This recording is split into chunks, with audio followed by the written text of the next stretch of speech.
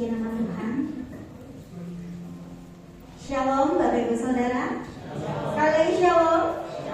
Selamat pagi, selamat datang di rumah Tuhan. Pagi hari ini kita bersyukur kita diberikan cuaca yang cerah, kita masih sehat, kuat untuk datang di rumah Tuhan, untuk kita memuji, memuliakan, menyembah Tuhan. Sebelum kita memulai ibadah kita, mari kita satu di dalam doa. Mari kita berdoa. Bapa yang baik, selamat pagi.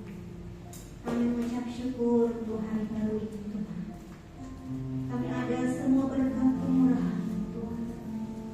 Ini kami umat-Mu Bapa. Kami datang di rumah-Mu yang kudus ini Tuhan, untuk menaikkan syukur, terima kasih di hadapan-Mu buat sepanjang minggu ini Tuhan. Penyertaan-Mu sempurna di dalam kehidupan kami pribadi. Kami mau datang memuji, menyembah Engkau, Raja di atas segala raja, Tuhan yang berkuasa atas hidup kami. Kuasa darah-Mu melayakkan setiap kami, darah-Mu yang membasuh kehidupan kami, mengampuni setiap dosa dan pelanggaran kami. Bapa, kami mau serahkan ibadah ini dari awal pertengahan hingga berakhirnya ke dalam tangan-Mu. Biar Engkau sendiri yang bekerja, melawat, menjamah setiap hati kami. Ini hidup yang kami berikan kepada-Mu Bapa. Pagi hari ini kami mau beri waktu kami yang terbaik bagi Engkau Tuhan. Mari Bapa, Engkau hadir di tengah-tengah kami untuk melawat hati kami, untuk menjamah seluruh kehidupan kami. Oleh kuasa darah-Mu kami hidup. Karya salib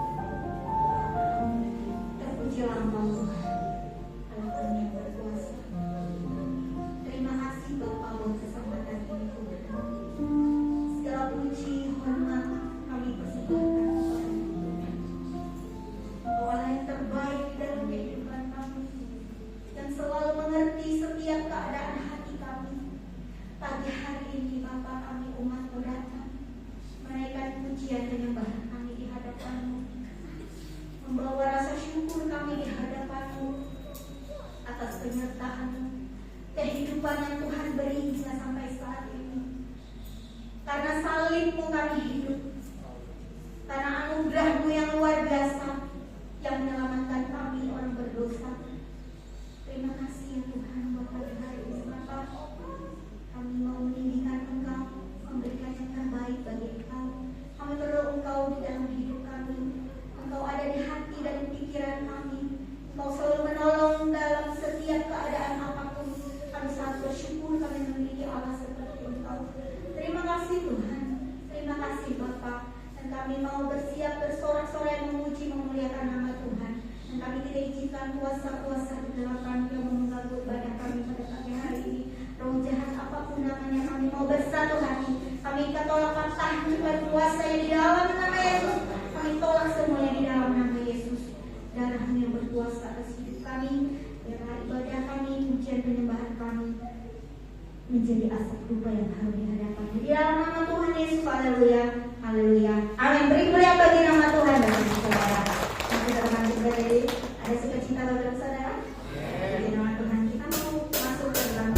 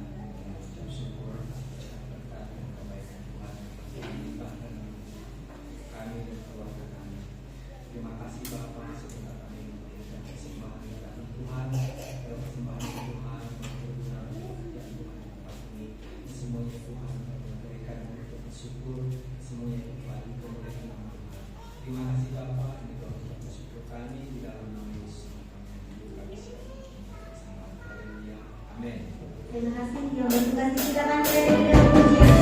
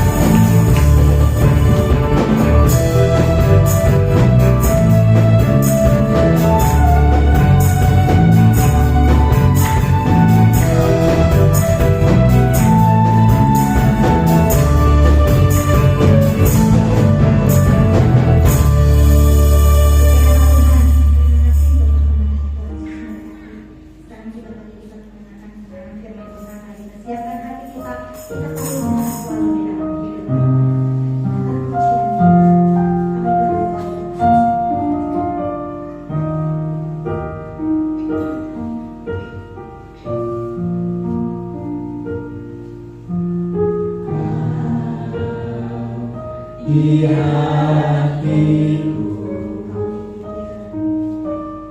Kau di pikiranku, tertawaku mendekat. Di mana kau tinggalku,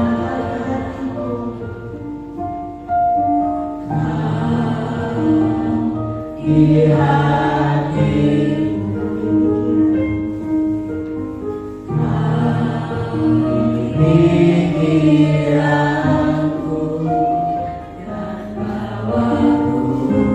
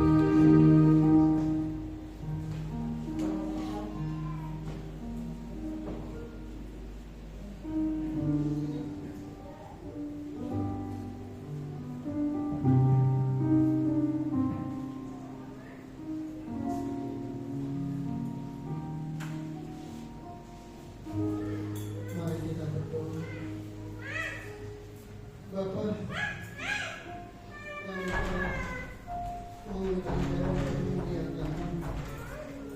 dan kami bukan Tuhan berkata di atas kemuliaan. Dan Bapa, sebentar kami akan mendengar sebagian daripada firman.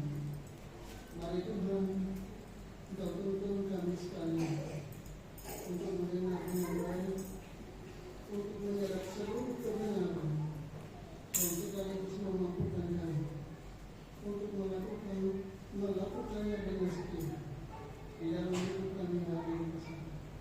Terima kasih Bapa. Kami serahkan pemberitaan firman Tuhan pagi hari ini sepenuhnya di dalam pimpinan Roh Kudus, dan di dalam nama Yesus kami berdoa dan mengucap syukur. Haleluya. Amin.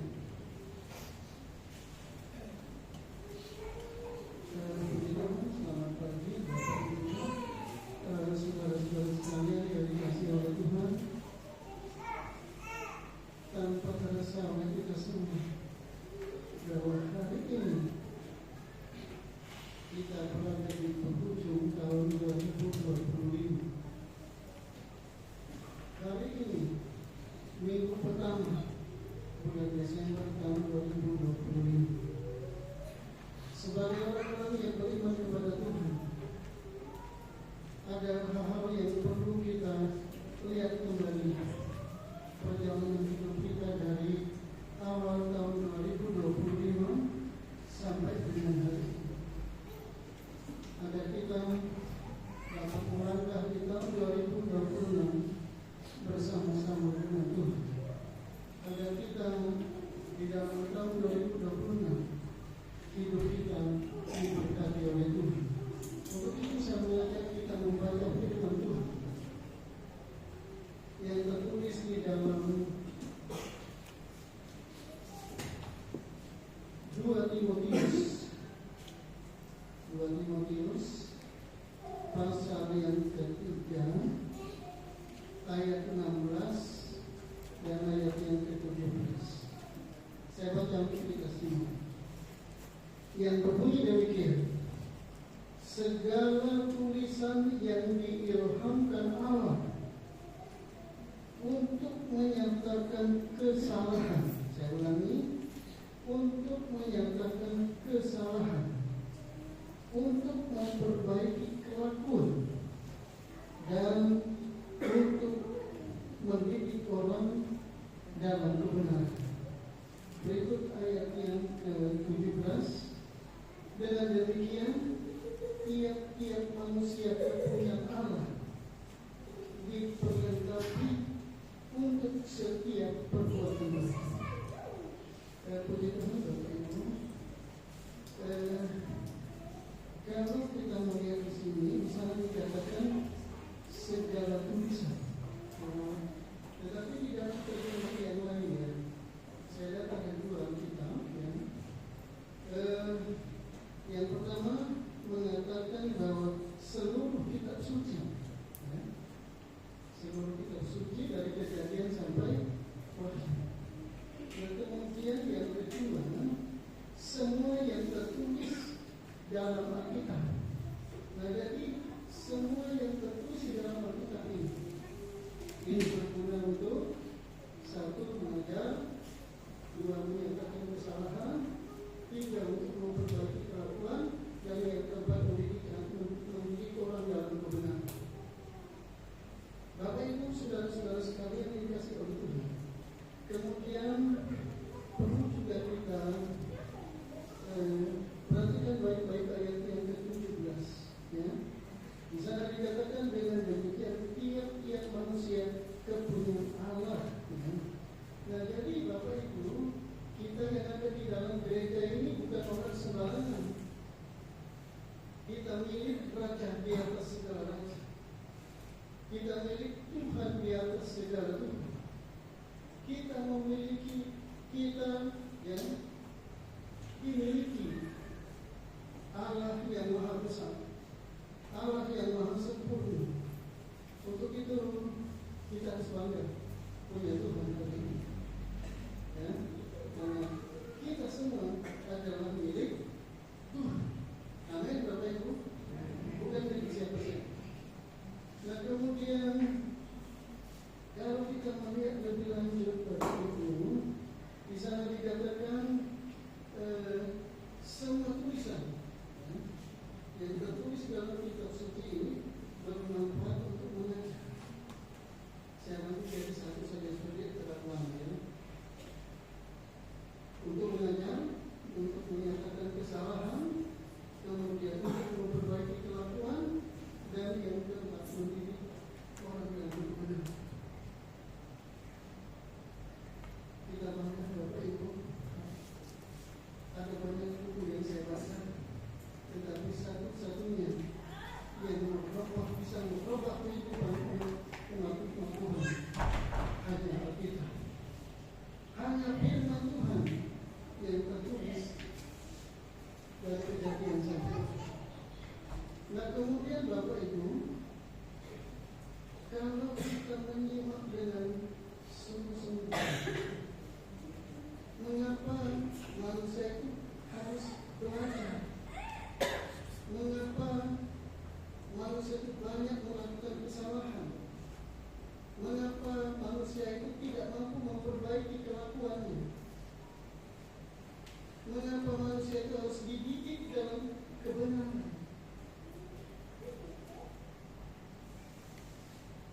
Untuk itu Bapak Ibu, saya pikir kita sepakat bahwa semua manusia setelah jatuh ke dalam dosa, kehilangan dari segala sesuatu yang sempurna, kehilangan kemuliaan Allah, kehilangan kemuliaan Tuhan, karena Alkitab yang menyatakan. Itu sebabnya manusia harus belajar. Kesalahannya ditunjukkan karena manusia banyak melakukan kesalahan. Manusia tidak mampu memperbaiki kelakuan, dan manusia juga tidak mampu untuk mendidik manusia. Saya melihat di sini ada beberapa orang di sini. Guru-guru ini dilengkapi untuk SD ya, itu ilmu jiwa anak. Kemudian dilengkapi juga dengan didaktik metode, jadi ada metode mengajar. Tetapi apa yang dilakukan oleh dunia ini tidak mampu merubah karakter manusia. Hanya kita yang bisa melakukan itu. Nah kemudian Bapak Ibu, kalau kita melihat yang ke-8, nanti Bapak Ibu bisa baca di dalam Kejadian pasal 4 ayat 5 dan seterusnya. Nanti Bapak Ibu bisa baca di sana tentang peristiwa Kain dan Habil. Kain dan Habil, kemudian Habil dari pertemanan. Nah kemudian kalau kita melihatnya, mereka melakukan persembahan. Yang satu diterima oleh Tuhan, yang satu ditolak. Nah kemudian bagaimana penolakan itu? Alkitab tidak menjelaskan di sini. Kalau toh ada, itu tafsir. Tetapi kalau kita melihat Allah berkomunikasi dengan manusia, Allah berkomunikasi dengan Kain yang notabene melakukan kesalahan. Dan kalau kita cermati Bapak Ibu, dia menegur Kain itu bukan manusia, bukan apa, tetapi Allah sendiri. Nah kemudian bagaimana Allah berinteraksi dengan Kain pada waktu itu? Kita tidak perlu terlalu jauh untuk mengetahui.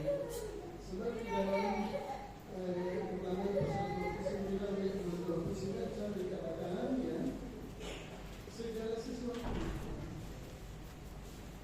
yang tidak kita pahami itu untuk Allah. Tetapi segala sesuatu yang kita pahami ini untuk kita, untuk dilakukan dengan setia dalam hidup kita sendiri. Jadi Bapak Ibu, Allah berhubungan dengan Kain. Kita bisa bayangkan ya, bagaimana jelasnya hati Kain, penolakan dia terhadap Tuhan, marah, dia membawa hatinya kekerasan kemudian membunuh. Ini jadi mulai dari Adam dan Tuhan itu sudah rusak. Kemudian kalau kita melihat di zaman manusia sangat rusak.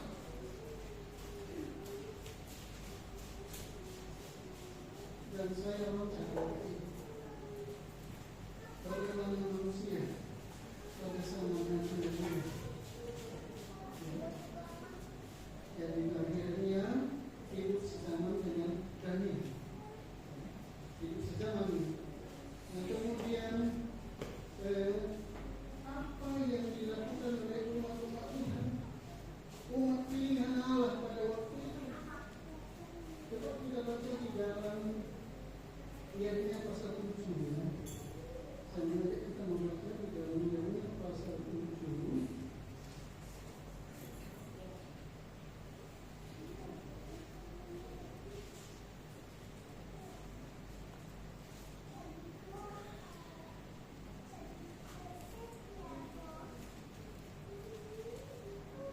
Yeremia pasal 7 ya. Kita baca ayat yang ke-16. Saya baca untuk kita semua. Tetapi engkau janganlah berdoa untuk bangsa ini. Janganlah sampaikan seruan permohonan dan doa untuk mereka. Dan janganlah desak aku, sebab aku tidak akan mendengarkanmu. Umat pilihan Tuhan, Abraham, mereka seutuhnya mereka adalah milik Tuhan. Mereka orang-orang yang dikasih Tuhan. Allah punya rencana besar di dalam hidup mereka. Tetapi kenapa Nabi Yeremia tidak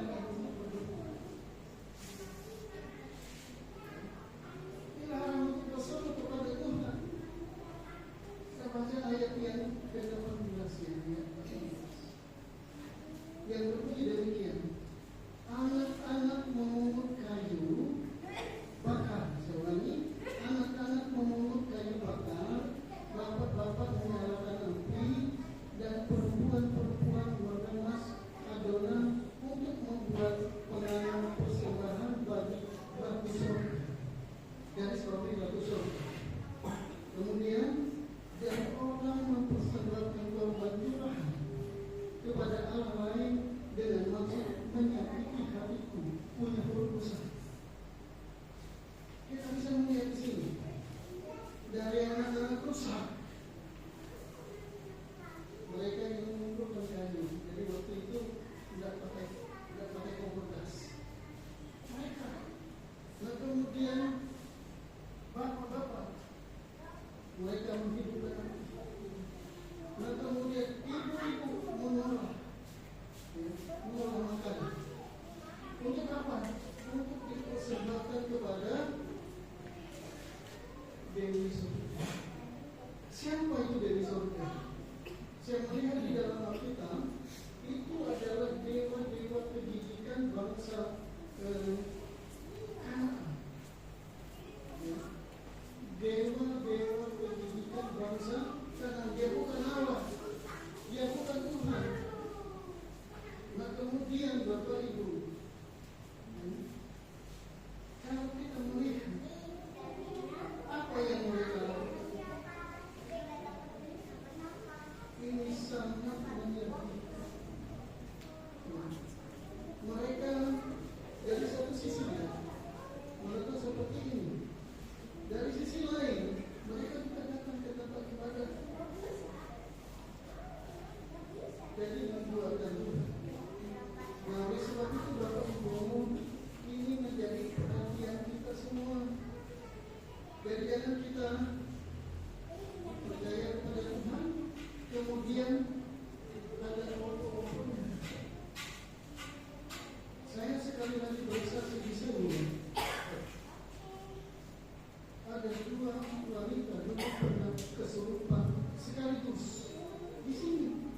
dalam gedung gereja ini.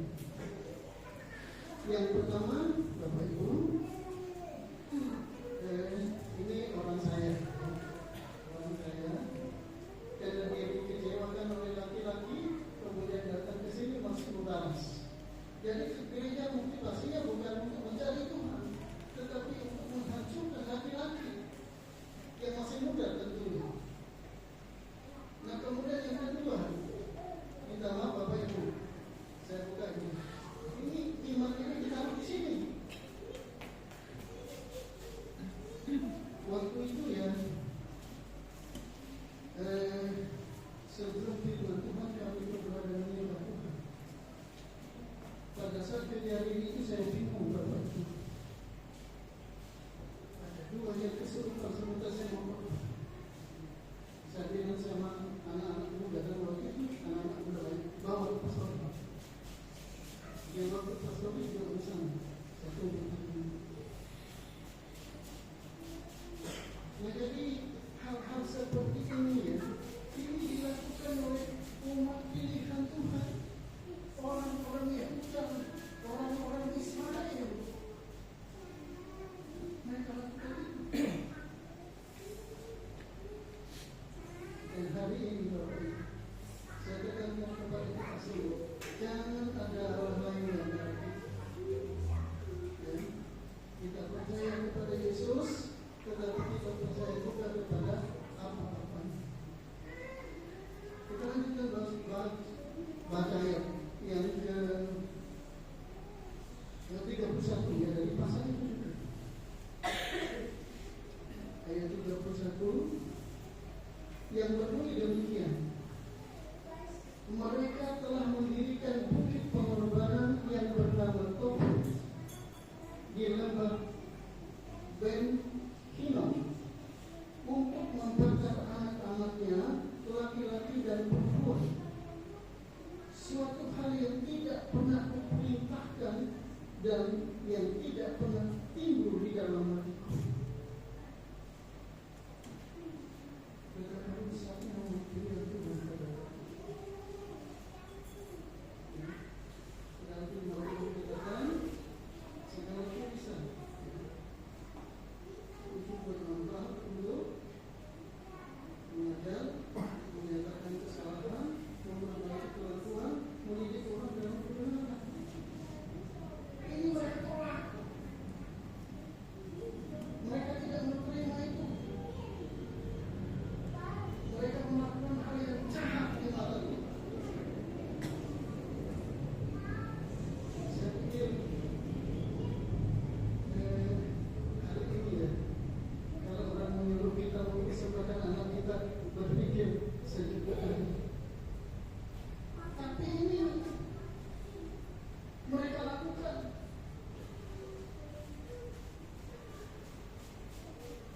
Sebagai orang-orang yang beriman kepada Tuhan, dijauhkan kiranya terjadi di dalam hidup kita. Mungkin ya caranya berbeda, mungkin masalahnya berbeda, tapi identik. Nah kemudian kalau kita membaca di dalam kitab Daniel juga ya, kitab Yeremia ya, kitab Yeremia pasal 15 kita baca saja supaya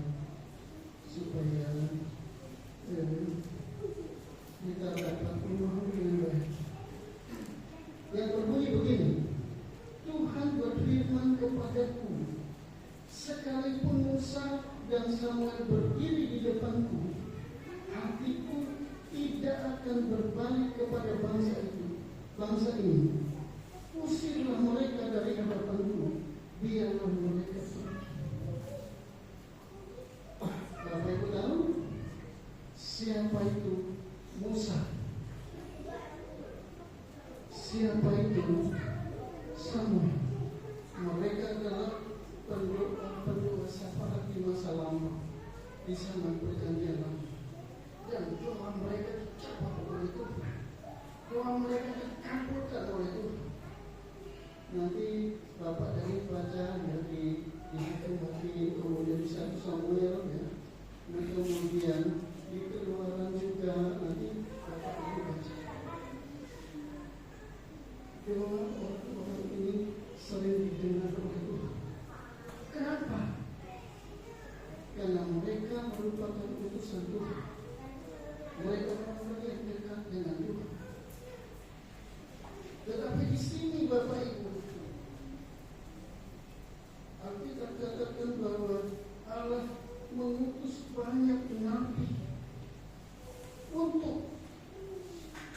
mengingatkan orang-orang Israel, untuk mengingatkan umat pilihan itu, tapi mereka tidak mau dengar. Ingat Bapak Ibu, Allah itu pandai sabar, tetapi setiap dosa itu mesti dihukum. Dosa ialah maut. Roma pasal 6 ayat 23 yang dibaca dulu. Selanjutnya Bapak Ibu, kita telah mempelajari bangsa ini. Kita melihat di Yeskiel pasal 14.